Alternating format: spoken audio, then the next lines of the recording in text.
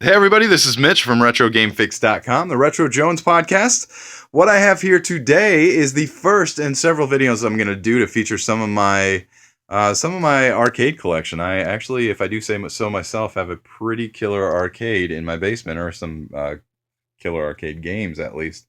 What you see here is actually a Repro Pac-Man cabinet through and through. A friend and I had actually decided to take on the project of reproing one for one an entire Pac-Man cabinet. So everything you see here is actually stenciled.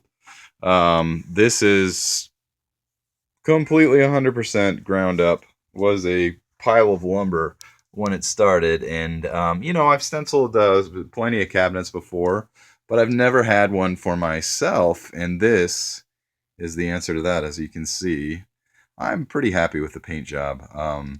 So anyway, what I have on this thing, of course, I actually wired it up as jamma because I like Pac-Man. Don't get me wrong, Pac-Man's great, but I also get kind of bored with it at some point. So what I did here was I put in an old school Arcadeshop board that I was able to get my hands on. So what we see here when this thing actually fires up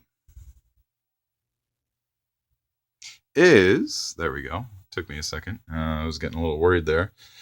We have, I guess, it's programmable. It's the original programmable PCB sold by Arcadeshop and discontinued at some point in the last several years.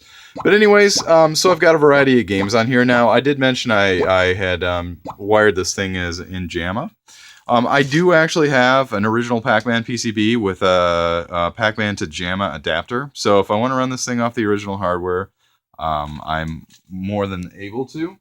I've probably had this thing done for a little less than a year now, and I think I did it at the beginning of this 2015. And I've never actually taken advantage of that yet. We actually reproed this cabinet a couple of years ago. I kind of was waiting for the right time. I've stenciled about 7 or 8 of these for other people, but again, this was just something I wanted to do for myself, for my own collection. So I have a switchable control panel as well that I can swap out.